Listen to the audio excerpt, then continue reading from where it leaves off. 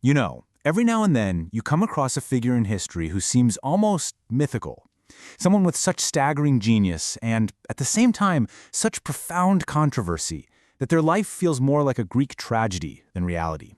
Today, we're diving into one of those figures, Bobby Fischer, the American chess grandmaster who, all by himself, took on the Soviet Empire, reached the absolute peak of his craft, and then just vanished, only to reappear as a ghost of his former self. So how on earth did that happen? Well, we're going to trace his entire journey. We'll start with his incredible emergence as a child prodigy, his unbelievable road to the championship, and of course, the legendary match of the century.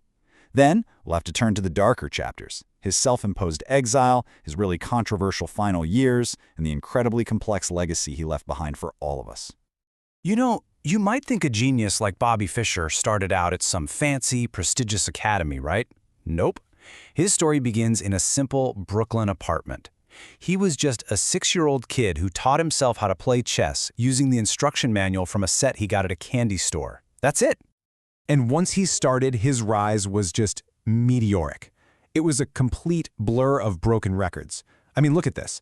At just 13, he was the youngest U.S. junior champion ever.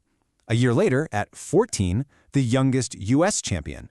And by 15, he became the youngest grandmaster in the entire world, a record, by the way, that stood for over 30 years. But this was the moment that really put him on the map. He's only 13 years old, and he plays this game of such incredible creativity and depth against one of America's top players that people immediately started calling it the game of the century. The message was loud and clear.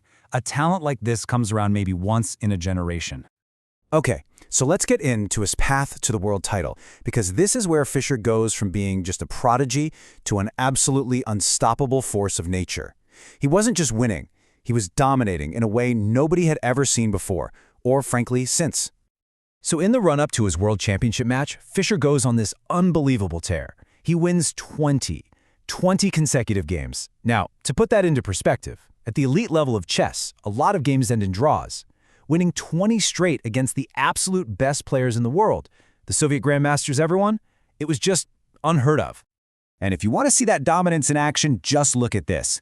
These were the final qualifying matches for the championship. He faces 2 world-class grandmasters, Mark Taimanov from the Soviet Union and Bent Larsen from Denmark. And he beats them both with a perfect score, 6-0. No losses, no draws. It was a total shutout, a feat the chess world literally thought was impossible. And his peers? They were just completely dumbfounded. As international master Robert Byrne put it, it was simply inexplicable. Nobody had ever seen anything like it. It was just pure, absolute superiority on the board. So by the time he was set to play for the title in 1972, his ELO rating, which is basically the official score of how good a player is, had just exploded to 2,785. Now that was a staggering 125 points higher than the reigning world champion Boris Spassky. A gap that big? It's almost unimaginable. It's kind of like a tennis player being ranked 125 points ahead of the world number 1. It just doesn't happen. And all of this, it all leads to Reykjavik, Iceland in 1972, the World Chess Championship, a match that became so much more than just a game. I mean, you have to understand, the media went absolutely wild with this. It was the perfect Cold War story. For 24 straight years, the World Championship had been the exclusive property of the Soviet Union. It was a huge symbol of their intellectual strength. And now, here comes this lone, eccentric American genius, ready to take on their entire state-sponsored chess machine. And after a totally bizarre and dramatic match, I mean, it included Fischer forfeiting a game and making all these crazy demands about cameras and chairs, he did it. He decisively beat Boris Spassky 12.5 to 8.5, and he became the 11th world chess champion. And his win, it wasn't just a chess story, it was front-page news all over the globe. Back in the States, it created this phenomenon people called the Fischer boom. Chess sets were sold out everywhere. Membership in the U.S. Chess Federation literally doubled. All of a sudden, Bobby Fischer had made chess cool. But here's where the story takes a turn, a really sharp turn. Just as he reached the absolute summit, as a national hero and the undisputed king of chess, Fischer made a decision that would send him into a 2-decade-long exile from the very sport he had completely redefined. So, 3 years later, in 1975, he's supposed to defend his title against the new Soviet challenger, Anatoly Karpov. Fischer sends in a list of demands for the match, and surprisingly, the Chess Federation, FIDE, agrees to almost all of them. But they rejected one crucial rule, his demand that if the score was tied 9-9, he, as the champion, would keep the title. For Fischer, that was the deal-breaker. He just wouldn't compromise. So on April 3, 1975, he was stripped of his title. By default, he wasn't beaten, he just flat out refused to play. And just like that, the world champion vanished. For 20 years, he was basically a ghost. But when Fischer finally did reemerge, well, he wasn't the celebrated American hero that people remembered. He was a deeply troubled, angry, and incredibly controversial figure. His later life was just a cascade of conflict. He popped up again in 1992 for a rematch against Spassky in Yugoslavia, but that violated U.S. sanctions, which made him a fugitive.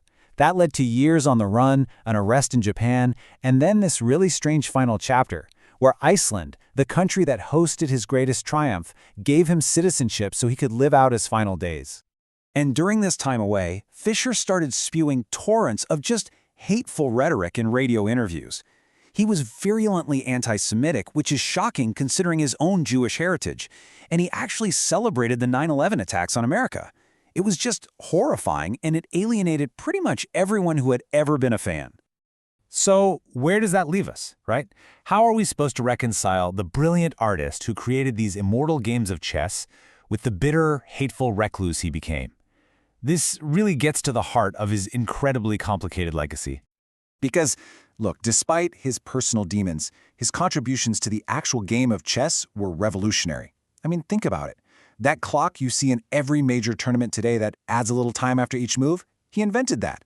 A super popular chess variant called Chess 960, designed to reward creativity over memorization, that was his idea. And his book, My 60 Memorable Games, is still considered an absolute masterpiece. And that really is the central dilemma here. Bobby Fischer's story gives us no easy answers. He was a man of breathtaking genius who flew closer to the sun than almost anyone in his field, only to be completely consumed by his own inner darkness. It really leaves us with a tough question. How do we remember a legend who was, at the same time, both a hero and a monster?